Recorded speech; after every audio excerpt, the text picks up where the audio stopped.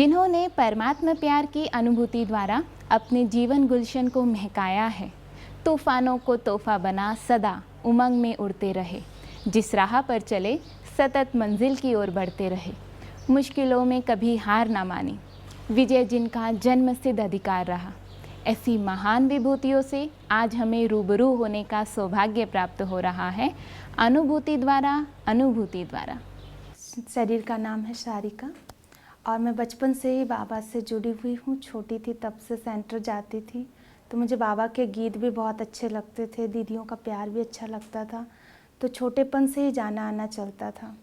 पर इतना नहीं था कि मैं ब्रह्मा कुमारी बनूंगी, पढ़ लिख करके मैं अच्छी सी जॉब करूंगी। जैसा मेरा लक्ष्य था कि मुझे इंस्पेक्टर बनना है और आम लड़कियों की तरह नहीं रहना है, और ऐसा बन करके मुझे अपने लौकिक पिता का नाम रोशन करना है। तो वो पढ़ाई मैंने की, फॉर्म वगैरह भरे सब इंस्पेक्टर की, और उसके लिए एग्री भी हो गए। लेकिन हमारे पिताजी ने कहा कि ऐसी जॉब नहीं करनी है, तुम कुछ और करो। तो मैंने सोचा ऐसी कौन सी चीज़ को फॉलो करूं जिससे पापा का नाम बहुत अच्छे से बाला हो। तो मैं बाबा से जुड़ी हुई थी, बाबा से बातें की, तो फिर बाबा ने सोचा कि मैं यदि जॉब करूंगी, मेरे मन में विचार आया तो मैं बाबा की शायद ही बन पाऊँ, क्योंकि नौकरी की टोकरी बाबा कहता उठाना नहीं है, बाबा का बनना है, और एक बार फील्ड में चले गए तो फिर बाबा का बनना मुश्किल। तो इसलिए बाबा ने शायद हो सकता है कि मेरा सिलेक्शन फॉर्म भी रोक दिया गया, और पापा के मुख से भी निकला कि नहीं ये जॉब नहीं करनी है। तो फिर मेरे मन में विचार आया कि फिर मैं ब्रह्मा कुमारी बनूंगी। तो पापा ने कहा कि कोई बात नहीं, यानी घर से कोई रोक टोक नहीं था, लेकिन हमारी फैमिली बहुत एंटी थी कि आपको ब्रह्मा कुमारी नहीं बनना है, ये ज्ञान से बहुत चिढ़ते थे। लेकिन तो मैं बहाने से आ गई थी कि मैं दीदी के पास जॉब करने जा रही हूँ, और मैं बाबा के घर आ गई, और कम से कम 10 साल तक बाबा के घर रही समर्पित रूप से, और फैमिली को पता ही नहीं चला कि मैं बाबा के घर में हूँ। और फिर बाद में भैया की शादी हुई, तब मैं गई, और तब उन्होंने देखा और मेरे जीवन का परिवर्तन देखा, तो उनसे बहुत उनको प्रेरणा मिली। और वो लोग भी बाबा से सोचा कि बाबा की जो शक्तियाँ हैं, बाबा की जो पावर है, इस बच्ची में कितना चेंजेस है, और इनके परिवार में भी कितना चेंजेस है। तो वो चेंज देखकर और भी परिवार वाले बाबा से जुड़े। तो हम 3 बहनें समर्पित रूप से बाबा की सेवाएं कर रही हैं। बचपन से ही बाबा से जुड़ी हुई हूँ, छोटेपन से ही बाबा के घर आना जाना, बाबा के घर का प्यार, इन सब बातों को लेकर के मैं बाबा को बहुत याद करती थी। और जब स्कूल पढ़ती, सबसे पहला अनुभव ये है कि मैं जब 10th क्लास में थी और मेरे एग्ज़ाम का समय था और मैं अकेली हॉस्टल में रहती थी, तब मैंने बाबा से कहा कि बाबा कल मेरा एग्ज़ाम है और आप मुझे 3 बजे उठा देना, और मैं पढ़ करके 7 बजे एग्ज़ाम देने जाऊंगी। ऐसा कहकर मैं रात को सो गई, और जब सुबह नींद खुली तो नींद इस प्रकार से खुली कि सवेरे सवेरे 6 बजे जब फेरी निकलती है रघुपति राघव राजा राम की, तो मेरे कानों में वो सुनाई दी कि रघुपति राघव राजा राम, और एकदम से मेरी नींद खुली। तो मैंने कहा बाबा आपने मुझे 6 बजे उठाया और मैंने कहा था कि आप मुझे 3 बजे उठाना, मैं पढ़ करके एग्ज़ाम देने जाऊँगी। तो फिर मैं ऐसे घबरा कर उठी और फिर जल्दी से देखा टाइम तो 3 बज रहे थे। तो मैंने बाबा को बहुत बहुत थैंक्स दिया कि बाबा ने मुझे उठाया, लेकिन थोड़ा सा डरा के। क्योंकि बच्चे प्यार में थोड़ा अलबेले होकर सो जाते हैं, इसलिए मुझे डरा कर उठाया, और मैंने पढ़ करके और बहुत अच्छे फर्स्ट डिवीज़न से पास किया 10th क्लास। और फिर जब से बाबा के प्रति और ज़्यादा स्नेह, रोज़ रेगुलर जाना, बाबा को याद करना, ऐसे करते मैंने अपनी पढ़ाई के ग्रेजुएशन पूरा किया।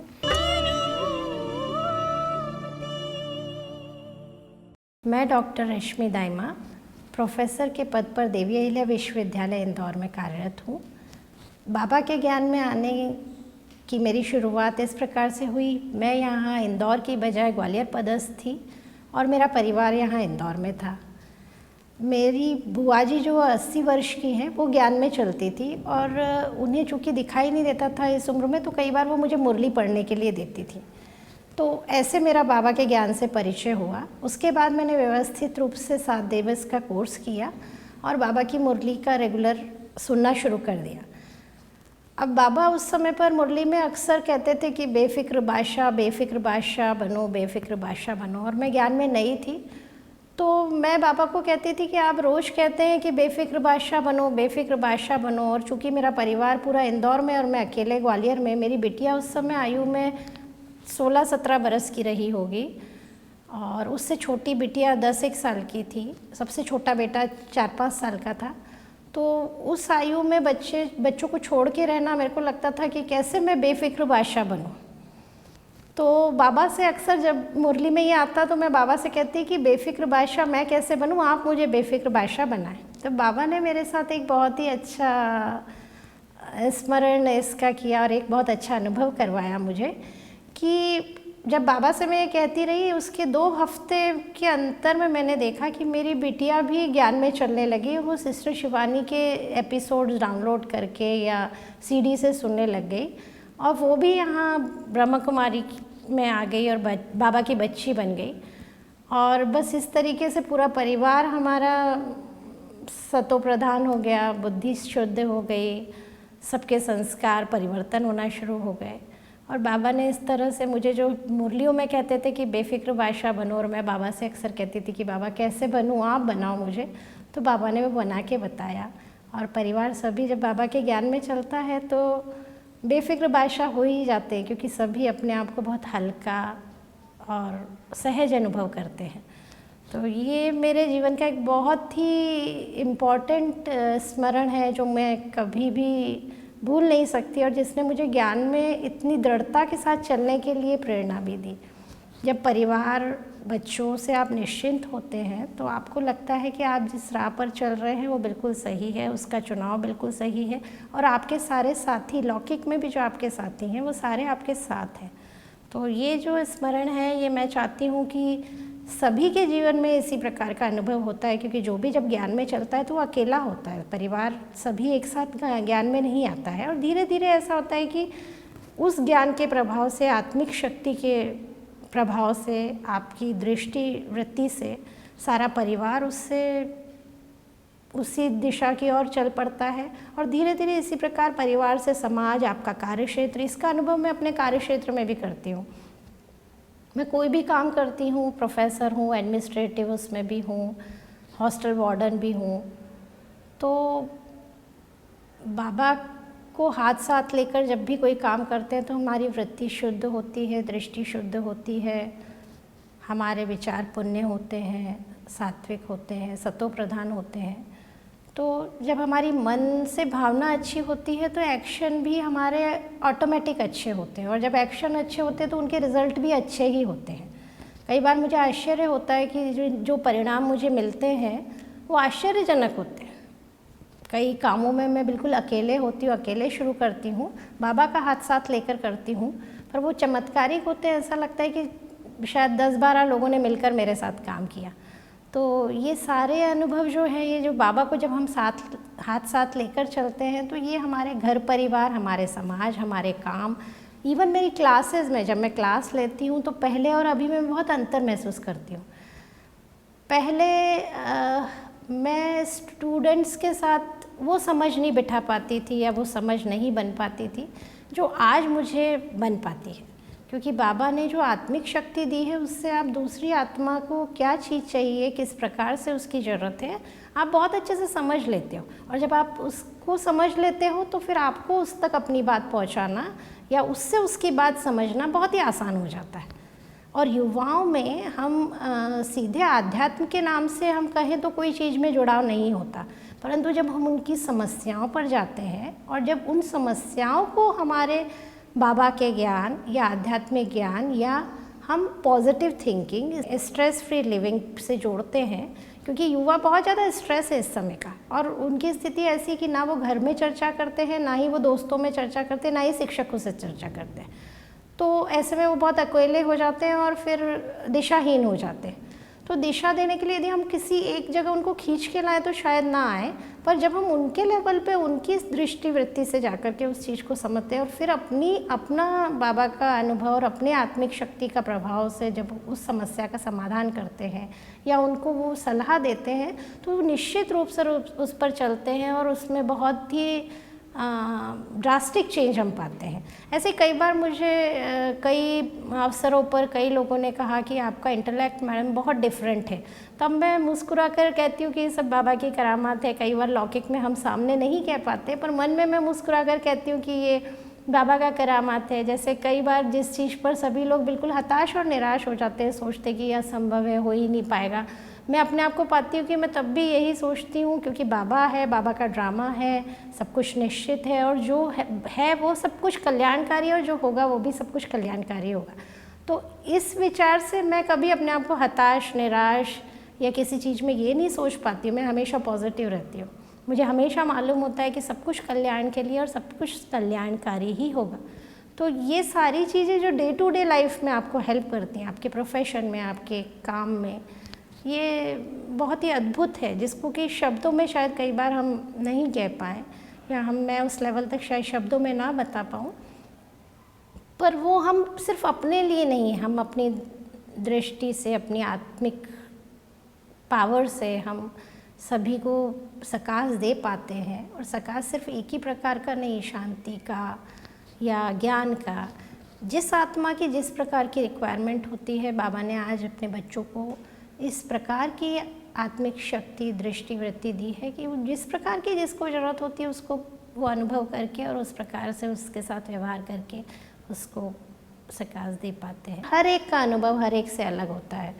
अब मेरे पूरे परिवार का अनुभव, हर बच्चे का, मेरे पति का, सभी का अनुभव अपने अपनी जगह अलग अलग तरीके रहा है। बाबा के कोई साथी बने, कोई दोस्त बने, कोई गुरु रूप में उनको लिए, परंतु सबका साथ जब बाबा के साथ हुआ तो सबको एक अनुभव अलग ही प्रकार का हुआ। पहली बार जब माउंट आबू गए तो लगा कि वाकई स्वर्ग धरा पर आए हैं। बाबा के कमरे में गए, हिस्ट्री हॉल में गए, तो एक अनुभूति अलग प्रकार की हुई। तो जब डिवाइन पावर से हम कोई भी रिश्ता बनाए, चाहे वो गुरु का हो, चाहे हमारा मित्र का हो, सखा का हो, पिता का हो, बाप दादा का हो, जो भी रूप में हम जब उसे अपने साथ में रखते हैं, साथ में रहते हैं, तो वो बंधन अपने आप अनुभवों का एक सिलसिला बन जाता है। और ये सिलसिला अनवरत है, कोई एक दो प्रसंग नहीं हो सकते, ये अनवरत चलने वाले प्रसंग हैं जिनको हम हर पल अनुभव कर सकते हैं। मैं देवाशीष राठौर यहीं school of pharmacy Devi Ahilya विश्वविद्यालय इंदौर में कार्यरत हूँ। पढ़ाने के अलावा मैं अपनी पीएचडी भी डॉक्टर रश्मि दाहिमा मैडम मेरी मेंटर हैं, उनके अंदर मैं अध्ययनरत हूँ। मैं बाबा से मैं बचपन से जुड़ा हूँ। जब मैं अपनी बुआ जी, फूफा जी के घर यहाँ साकेत इंदौर में आया करता था तो मेरे फूफा जी उनको मानते थे। तब मैं सिर्फ इतना जानता था कि हाँ शिव बाबा हैं, ब्रह्मा बाबा हैं, लेकिन कभी इतना ज़्यादा कभी जानने को नहीं मिला। अभी पिछले 3 साल से मैं मैडम के कारण बाबा के ज्ञान में आया। मैंने कोर्स किया। कोर्स के दौरान मुझे जो है थोड़ा सा मैं कर्म प्रधान हूँ, तो मुझे कई बार ऐसे काम करते करते ऐसा लगता था कि बहुत ज़्यादा जब टेंशन होता है, कुछ होता है, तो मुझे ध्यान करना चाहिए, मुझे मेडिटेशन करना चाहिए। मैं ऐसा प्लेस ढूंढता था कि मैं कहाँ पे जाके मैं सही तरीके से मेरे को ऐसा कुछ पता लगे, सोर्स पता लगे, अप्रोच पता लगे कि मैं उसके थ्रू मैं कैसे मेडिटेशन करते हैं, कैसे उससे ज्ञान प्राप्त होता है, क्या हमको फ़ायदा होता है, ये सब हमें रहे। मैडम के थ्रू मैं शुरुआत में ब्रह्म कुमारी ईश्वरी विश्वविद्यालय में मेरे जाना हुआ सेंटर में, वहाँ पे जाके मैंने ध्यान लगाया, मुझे कुछ अलग अनुभूति हुई। उसके बाद में फिर मेरा एक बार मुझे माउंट आबू जाना हुआ। माउंट आबू जाने के बाद वहाँ का एक्सपीरियंस बहुत ही अलग एक्सपीरियंस रहा मेरा। वो जो 7 दिन मैं वहाँ पे रहा, वो मुझे स्वर्ग सा अनुभव हुआ। बहुत अच्छा लगता, सुबह जल्दी उठ जाते, शाम तक हम ध्यान लगाते। मुझे ध्यान लगाना उस समय तक बहुत अच्छा लगता था। फिर ये हुआ कि जब मैं वहाँ का ज्ञान लेके यहाँ पे आया, और होता है कि हम काम करते हैं तो बहुत टेंस्ड होते हैं। मैं अपनी पीएचडी कर रहा हूँ, उसके अलावा भी घर परिवार के बहुत कुछ ना कुछ होता है। तो बस वहाँ से मुझे ये लेके आया कि बाबा का एक सेंटेंस मुझे याद रखा कि चिंता मत करो, मैं बैठा हूँ बेटा, मैं बैठा हूँ। बस वो मैं मन में रखता, हमेशा हर कार्य बहुत अच्छे से, बहुत ईजी वे में होता चला जाता। कुछ भी ऐसे टेंशन होते तो बाबा का मन में अपन ने ध्यान किया, कुछ भी बड़े से बड़ा काम है बाबा का ध्यान किया, तो हमेशा वो काम बहुत इजी वे में होता चला जाता। बस यही मेरा एक्सपीरियंस है। बाबा से मैं जुड़ा हूँ, उनकी सेवा मैं करता हूँ, उनसे जुड़े सारे सेवा में मैं लगा हूँ। यहाँ भी रह के मैं बच्चों को पढ़ाता हूँ। पढ़ाने के अलावा भी जितने जो एक लौकिक के अलावा जो जितना भी हम बौद्धिक शिक्षा है वो हमें बाबा के कारण ही हम दे पाते हैं।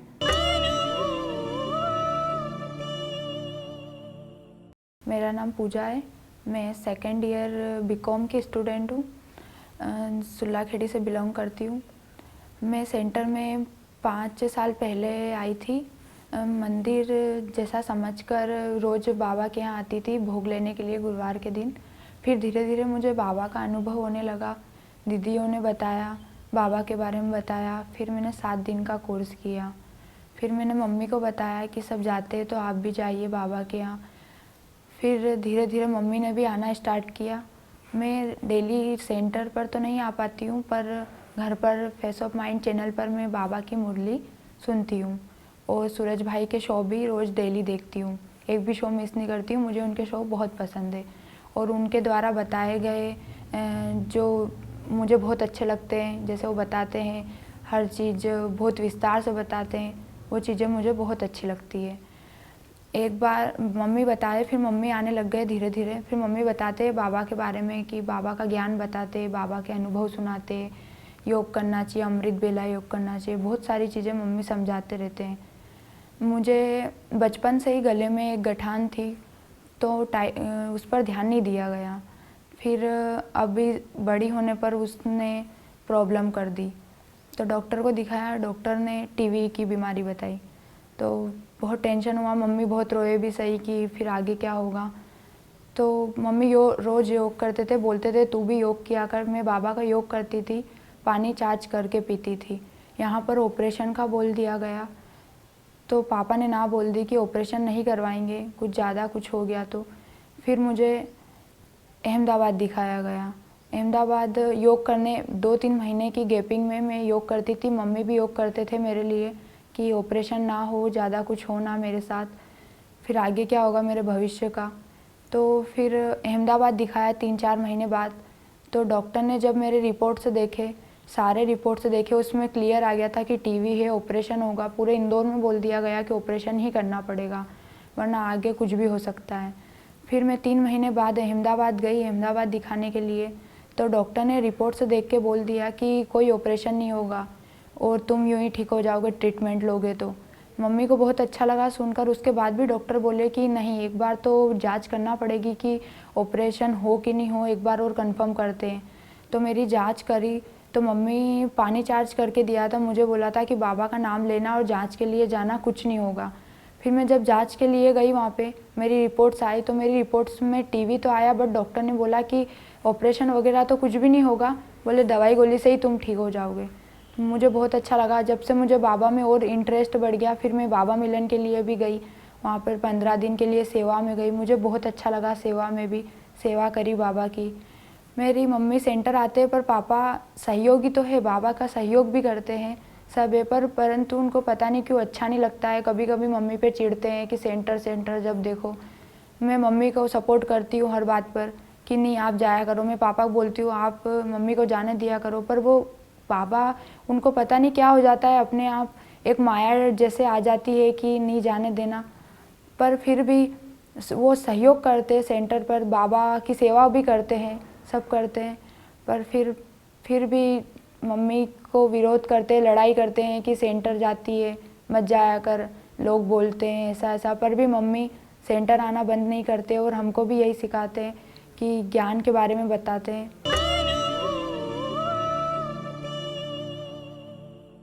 मेरा नाम बीके दीपाली है। मैं बाबा की बच्ची हूँ। मेरी पाठशाला की माता के वहाँ उनके पुत्र का बहुत बुरी तरह से एक्सीडेंट हुआ था। मैंने एक एक्सपेरिमेंट किया था बाबा की शक्ति से। उनके दोनों हाथ बहुत बुरी तरह से ज़ख्मी हुए थे। उनके हाथों की पूरी नसें कट गई थी, मांस चला गया था। हमने योग करने के लिए एक चित्र बनाया था, है ना, जिसमें हम आसानी से विजुलाइज कर सके कि कैसे बाबा की किरणें नसों पे जाती है और हाथ की नसें कैसे ठीक होंगी, है ना। क्योंकि उन भाई की नसें पूरी तरह से चले गई थी, तो उन नसें कोशिकाओं में बाबा की शक्ति देने की बहुत ज़्यादा ज़रूरत थी। तो हमने मेडिटेशन से ये चित्र बना के बताया कि कैसे बाबा की किरणें हाथ पे न जा रही है ना, और कैसे उन नसों के द्वारा शक्ति मिल रही है और कोशिकाएं बनती जा रही हैं, कोशिकाएं बनने से नसें बनती जा रही हैं। और इधर दूसरी तरफ हमने हड्डियों पे भी बाबा की शक्तियाँ डलवाई हैं। ये जा रही हैं शक्तियाँ और ये हाथ की हड्डियों पे जा रही हैं, जिससे कैल्शियम बन रहा है, सही मात्रा में कैल्शियम बन रहा है और उस कैल्शियम से हड्डियाँ बन रही हैं, हड्डियों में मजबूती आ रही है, किसी भी चीज़ को पकड़ने की शक्ति आए। ऐसा हमने संकल्प रख के बाबा को याद करके मेडिटेशन करवाया था और उसका परिणाम ये है कि वो भाई का हाथ आज काम कर रहा है। 1 साल हुआ है अभी उनके एक्सीडेंट को, और इस 1 साल के अंदर मतलब उनका लगभग ठीक ही हो गया है हाथ। और जिस डॉक्टर ने उनका करा था उनका भी एक्सपेरिमेंट ही था ये, क्योंकि एक क्रिटिकल कंडीशन थी बहुत ज़्यादा। इसमें उनकी बीट वाली जो नस होती है, हार्ट बीट वाली नस, वो भी बहुत डैमेज हो गई थी। तो उन्होंने पेट से हाथ को जॉइन करवा के ऑपरेशन करा था। तो ये उनका भी न्यूज़पेपर में छपा था, एक्सपेरिमेंट करा था उन्होंने और ये सक्सेसफुल था। मतलब बाबा की कृपा से डॉक्टरों ने भी एक्सपेरिमेंट करा और एक्सपेरिमेंट भी सक्सेसफुल रहा। मतलब कितनी बड़ी बात है, बाबा सुप्रीम सर्जन है, आज ये एक्सपेरिमेंट भी हमने देख लिया।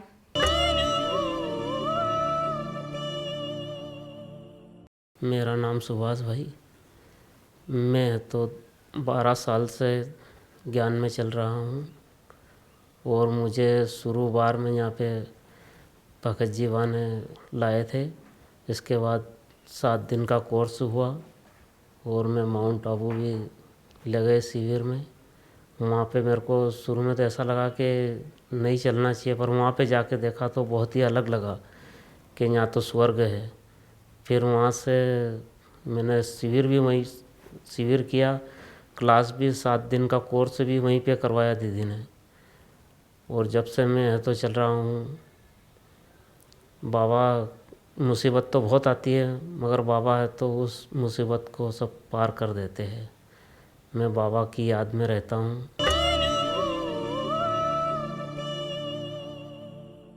मेरे शरीर का नाम प्रेम है और विगत 1970 से मैं इस ज्ञान में ज्वाइन हुआ हूँ। इस ज्ञान में आने के पहले मैं बहुत ही दूसरे धर्मों को मानता था, जैसे क्रिश्चियन धर्म है और साईं बाबा है और दूसरे भी और अन्य मुस्लिम धर्म के लोग हैं, पीर पैगम्बर हैं। उनमें मेरी धार्मिक भावना होने के कारण मैं वहाँ आता जाता रहता था। लेकिन ये सब करने के बाद साथ ही साथ मैं गीता में बहुत ही इंटरेस्ट रखता था, रामायण में बहुत इंटरेस्ट रखता था। रोज़ तो गीता पढ़ता था और रामायण भी पढ़ता था। लेकिन पढ़ने के साथ साथ मुझे जो प्राप्ति होना चाहिए थी वो प्राप्ति नहीं हो पाती थी। मैं हमेशा ज्ञान में सोचता था, जब भी मैंने धर्म कर्म की बातें सुनी तो वहाँ पर बताया गया कि ये देवी देवता हैं तो मर जाते हैं। तो मेरे मन में सदा एक ही विचार रहता था कि देवी देवता मर जाते हैं तो फिर ये भगवान कैसे हुए। तो इस बात की बहुत चाहना मेरे मन में रहती थी। तो इस चाहना के कारण इसलिए मैं हर धर्म में जाता था, लेकिन मुझे किसी प्रकार की कोई प्राप्ति नहीं होती थी। साथ ही जब इसी चाहना के कारण, और मैं साथ में पढ़ता भी था, स्टूडेंट भी था, मेरे परिवार बहुत गरीब परिवार से थे और वो सभी तरह से अक्षम थे, जैसे तैसे मुझे पढ़ाते थे। मेरे घर परिवार में बहुत लंबा चौड़ा परिवार था और उस परिवार में मैं सबसे बड़ा होने के कारण कुछ जिम्मेदारी मेरे पास थी। इसके कारण मेरे परिवार वाले बहुत ही वो करते थे कि तू जल्दी पढ़ो और आगे जाके नौकरी करो। बड़ा होने से जिम्मेदारी होने के कारण मुझे बहुत ही बोझ महसूस होता था और धर्म कर्म के साथ साथ मैं नौकरी भी ढूंढता था। लेकिन नौकरी, जब मैं इस ज्ञान में आया तो मुझे बाबा ने नौकरी दिलाई। बाबा की श्रीमत से मैं पुलिस में भर्ती हुआ और पुलिस में भर्ती होने के साथ साथ मैं 29-30 साल लगभग सेवा करी। अभी रिटायर्ड हूँ, उसके बाद अभी बाबा की सेवा में लगा हुआ हूँ। और इस ज्ञान में आने के पहले मुझे जीवन में बहुत ही अज्ञान काल के अंदर बहुत ही गलत गलत धारणाएं थी। खान पान मेरा शुद्ध था, संगत मेरी ख़राब थी, लड़ाई झगड़ा करने में वो माहिर था, क्रोधी था। लेकिन जैसे जैसे मैं ये ज्ञान में आया तो इस ज्ञान योग के माध्यम से मेरे जीवन में बहुत परिवर्तन आया। मेरे परिवर्तन आने से मेरे घर वाले भी बहुत खुश हुए, मेरे मित्र संबंधी भी बहुत खुश हुए। इससे प्रभावित होकर मेरे साथ जो पुलिस में भर्ती थे कई भाई लोग मेरे साथ जुड़ने लगे, और जुड़ने के साथ साथ उन्होंने अपना जीवन भी इसी ब्रह्मा कुमारी आश्रम में आकर अच्छा कर दिया। और साथ ही तरह तरह के जो भ्रांतियाँ थी जो मेरे मन में भगवान के प्रति कि भगवान 33 करोड़ देवी देवता हैं, लेकिन 33 करोड़ देवी देवता नहीं है, परमात्मा एक है। वो परमात्मा एक है, वो निराकार है और वो जन्म और मरण से न्यारा है। इसके कारण मुझे बहुत ही अच्छा फील होता था और मेरे जीवन में धीरे धीरे सब खान पान में शुद्धि आने लगी, संगत मेरा गलत छूट गया। मुझे नौकरी में धीरे धीरे परमात्मा की कृपा से धीरे धीरे प्रमोशन भी मिलने लगा। तो आज मैं उस मुकाम पर हूँ जहाँ मेरा जीवन अच्छा ज्ञान युक्त योग युक्त चल रहा है। ऐसे आप तो समझते ही हैं कि किस प्रकार से पुलिस विभाग में पुलिस का नाम सुनते से लोग नाक मुंह सिकुड़ते हैं और पुलिस विभाग को खराब मानते हैं। तो साथ ही हम जब ड्यूटी पे रहते थे तो हमें गुंडे बदमाशों से ज़्यादा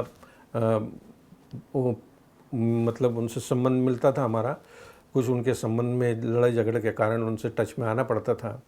उनको भी हम प्रेम प्यार से समझाते थे कि देखो भाई, ये जीवन में कोई मारपीट से कुछ फ़ायदा नहीं है, आप प्रेम प्यार से रहो और अपना काम करो। तो बेचारे वो मान जाते थे।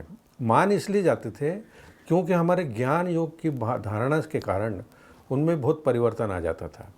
हमारे बोल में उस वजन होने के कारण उनके जीवन में भी परिवर्तन आया। तो वो भी धीरे धीरे बेचारे के सुधरने लगे। वो कई तो संस्कारी रहते ही हैं जो अपना करते हैं। तो इसी तरह से हमारे जीवन में बहुत परिवर्तन आया।